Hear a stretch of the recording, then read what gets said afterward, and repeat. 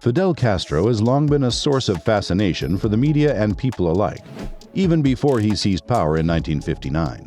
The first thing you notice about Fidel Castro was his enormous physical presence.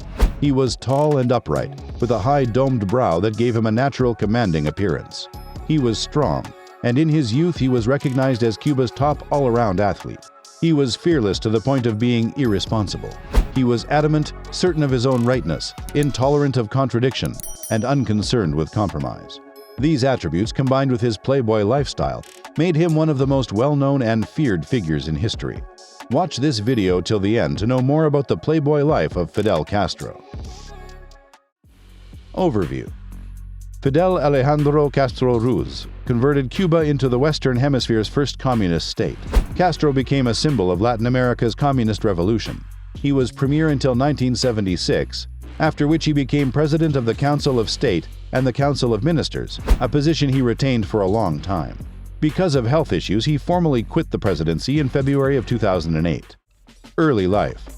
Castro was born in the southeastern part of the island of Cuba. His father, Fidel Castro Argiz, an immigrant from Spain, was a very successful sugarcane grower in a neighborhood long dominated by United Fruit Company farms. Fidel Castro had an affair with one of his servants, Lina Ruz Gonzalez, whom he subsequently married, while still married to his first wife. They had 7 children together, including Fidel and Raul, who eventually became his brother's primary companion in Cuban affairs. Castro attended Roman Catholic boarding schools in Santiago de Cuba before enrolling at the Catholic high school Belén in Havana, where he excelled as a sportsman. In 1943-44, he was crowned the best schoolboy athlete in Havana.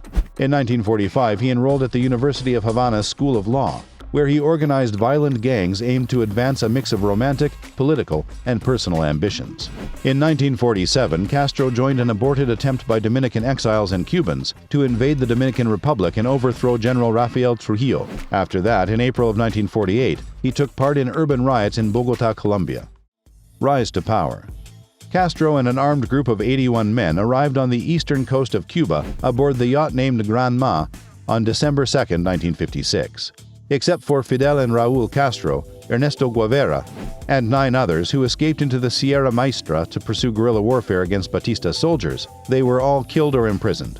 Fidel Castro's troops defeated the Batista government's depleted and poorly led armed forces in a series of victories, with the support of expanding numbers of revolutionary volunteers across the island. The Cuban government's 30,000-man professional army had been defeated by Castro's 800 guerrillas. Castro became commander-in-chief of the armed forces in Cuba's new provisional government. In February 1959, Castro became prime minister and consequently head of the government, transferring effective political authority into his own hands. Assassination attempts. Fidel Castro was also known to be a very lucky man. Otherwise, he may have been killed a number of times as a result of multiple efforts by his enemies. He could have died in the difficult weeks following the ill-fated landing of the Granma, the overcrowded pleasure boat that 3 years later conveyed his little band of 82 insurgents from Mexico. Then there were the CIA's numerous assassination attempts, which included everything from an exploding cigar to a dose of botulism that ruptured before being mixed into a milkshake by a bartender at the Habana Libre Hotel. He may have languished in prison for decades if it hadn't been for a lucky amnesty for political prisoners imposed by Fulgencio Batista, the tyrant Castro would later defeat. The Playboy lifestyle. Despite his political prowess and his major influence over the general public, Fidel Castro was without a doubt the greatest and most famous womanizer in history. The ex-Cuban leader's bedding routine was revealed in a 2008 documentary by Ian Halpernon, in which the famous leader claimed to have slept with over 35,000 women. Playboy magazine did 2 famous interviews with Fidel Castro. These 2 interviews with Fidel Castro were published and reached a total of 6 million people.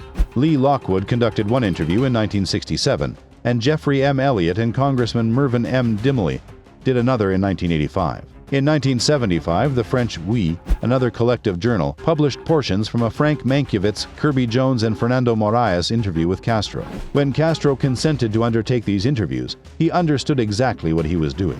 Beginning in 1957, Herbert Matthews and Andrew St. George wrote stories about Castro that contributed to both his sensual image and a romantic vision of his revolution. The Commandant, on the other hand, was equally enthralled by the journalists and their cameras.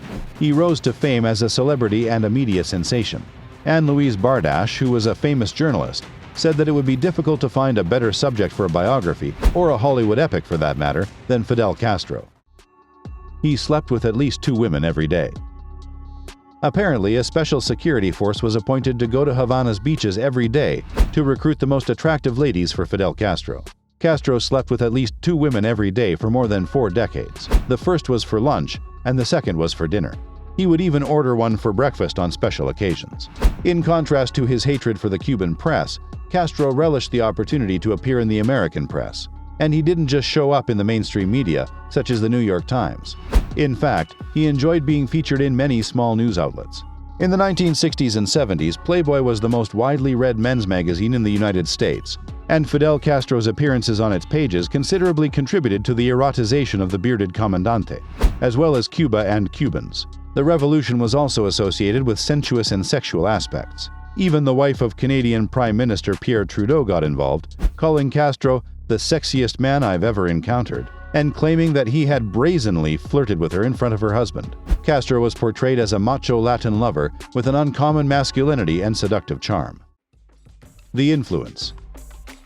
This perception was carried over to the United States, particularly among the underprivileged. Castro has piqued the interest of several socialist organizations since his first visit to the United States in 1959. Abby Hoffman, the founder of the Youth International Party, aka the Yippies, was one of the many who fell prey to Castro's charms. Hoffman hailed Castro as a genuine hero, young and flashy in his Green Army uniform, tall and bearded, and one of the best orators he has ever heard. He was so impressed by Castro's demeanor that he said that he could have been one of his young professors at 30, exhorting them to answer the call of the oppressed. Most Cuban city inhabitants were behind Castro because he promised to restore the 1940 Constitution, establish an honest administration, restore complete civil and political liberties, and implement moderate reforms. He adopted more radical policies while in power, nationalizing Cuba's private business and industry, imposing massive land reforms, and expropriating American firms and agricultural estates. These measures alienated the United States, and Castro's furious new anti-American rhetoric infuriated it. His February 1960 trade pact with the Soviet Union exacerbated American skepticism. Cuba also began purchasing armaments from the Soviet Union, which quickly became Cuba's most ardent supporter and economic partner. The Soviet Union surreptitiously stationed ballistic missiles in Cuba in 1962, capable of delivering nuclear warheads to American cities, and the world came dangerously close to nuclear war in the ensuing confrontation with the U.S. The Cuban Missile Crisis came to an end when the Soviet Union agreed to remove its nuclear weapons from Cuba in exchange for a promise from the U.S. that it would remove its nuclear-armed missiles from Turkey and cease its efforts to overthrow Castro's regime. A symbol of resistance. Castro wore exclusively the olive-green military uniform throughout his tenure as Cuba's dictator, with rare exceptions. This captivated many communist teenagers who saw the Cuban dictator as a symbol of continual resistance against the U.S. empire. According to George F. Will of the Los Angeles Times in 1977, Castro was no less a dictator than Trujillo. However, he has always recognized that Western society contains a large number of lefties whose hatred of tyranny is less consistent than their need for political heroes. He went on to say that, while most people no longer supported tyrants, Castro knew how to handle heroism's symbols. He continued by saying that the olive-green outfit reminded him of radical kids in posh institutions who boasted about their love for the masses but didn't want to share their fate. In late 1993, Castro's daughter sought asylum in the United States, where she openly criticized her father's rule.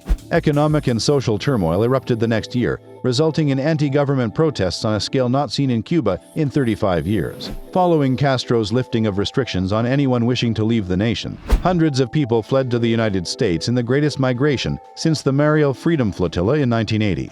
In an act of showing compassion, Castro permitted Pope John Paul II to visit Cuba for the first time in 1998. Castro was re-elected to a fifth five-year term by the National Assembly in 2003. During that year, the Cuban government imprisoned scores of independent journalists and activists as part of a stepped-up crackdown on dissidents, and 75 activists were found guilty of plotting with the U.S. to overthrow the revolution. Fidel Castro handed over control to his brother Raúl on a temporary basis on July 31, 2006, in order to recover from surgery for a serious intestinal illness. It was the first time he had given up control since the Revolution of 1959. Fidel Castro, who had not been seen in public for 19 months, publicly proclaimed that he would not accept another term as president in February of 2008, only days before the National Assembly was to vote for the country's leader. His resignation was announced in a letter addressed to the country and published on the website of the official Communist Party newspaper, Granma.